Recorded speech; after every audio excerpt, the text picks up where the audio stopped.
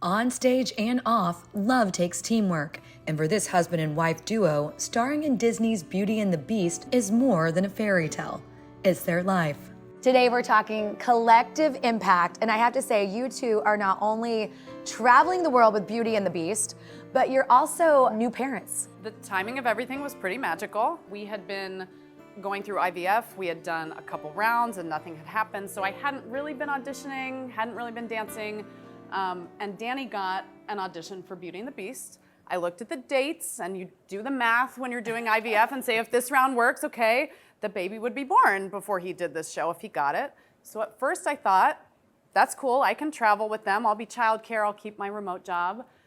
And then I thought, or maybe I can audition too, and I was able to get an audition for the show when I was about 5 days pregnant for Jack. Oh my goodness. And never do you get auditions that early that you could gestate a baby and have it and then start rehearsal, but that is how the timing worked out. And That is amazing. It was just too cosmic timing to not try to make it all work. From IVF to opening night, their love story wove through auditions, rehearsals, and even a newborn. You are one of my very favorite characters, Lumiere.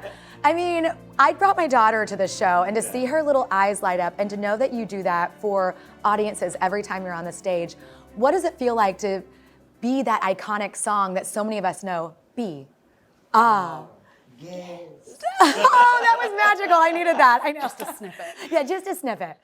It's just so wonderful. I mean, I grew up in the movie, the 1991 animated feature, and I immediately loved the Jerry Orbach version of Lumiere. I just never thought that I'd be able to play it, especially with the 25th anniversary of the Broadway musical. And so to know that people already have an attachment to the show, you know, in preparing for it, I thought, okay, I have to pay homage to all the Lumieres that came before, but also try to add my own, you know, spirit into it. And it is, every night it's magical. When you know, it's a great, I won't spoil it, but there's a great transition into Be Our Guest. And, but what is dinner without a little music? Boom! And as soon as you hear boom, the audience goes, and then the great thing is that they sing along. It is magical because you see these scenes of a movie brought to the stage. Was there any pressure with that?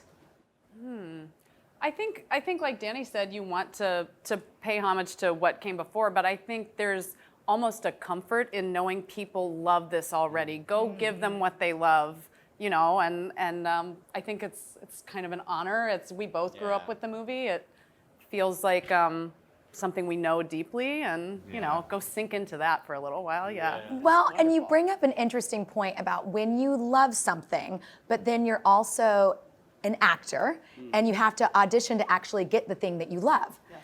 What is that like in the grind? Because so often we have people on the show that, you know, obviously they're in the show, they made it, but you don't get every role. Walk us through what it's like being an actor and kind of persevering. I think if I'm not disappointed when I don't get things, then I don't care about it anymore. You know, sometimes if I work real hard and it doesn't happen, that sadness just shows that I'm still excited about what I do. Yes. You know, and this show in particular, I'm in the ensemble. I'm also the understudy for Mrs. Potts. So part of what I had to do for the audition was sing Beauty and the Beast. And every time I was practicing it at home, I started to cry. Oh, I love that. And I thought, okay, there's a piece of me that's like, you can't just sob through this song in the audition, you have to sing it. But also I thought, wow, I really care about this. I'm really excited about this. And that's what lets me know this is still the right thing for me to be doing. They call themselves Four and a Forester as they make their way around the United States on this Broadway tour. You're both in this. You're the understudy for a major role, the major song. What is this like? Well, the only way we keep saying this, we can do this, is because Emily's parents, Tom and Patty, are retired, and they've been with us since day one of rehearsal. And so when we had rehearsals, obviously, when we had technical rehearsals, which are longer during the day, when we put all the lights and the sound and the sets together, they were there. Right now, they're with the baby, obviously. And so they have been such a huge asset.